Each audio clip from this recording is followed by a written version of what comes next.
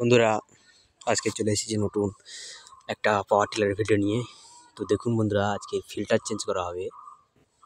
এটা DI power tiller, কেমকো DI পাওয়ার টিলারের filter change করা হবে।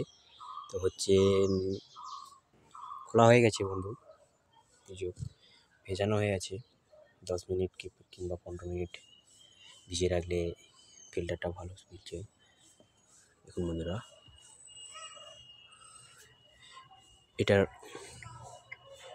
এইটাই খোলা হয়। এর উপরটা খুলে দিলে পুরো ফিল্টারটা নেমে আসে উপর থেকে।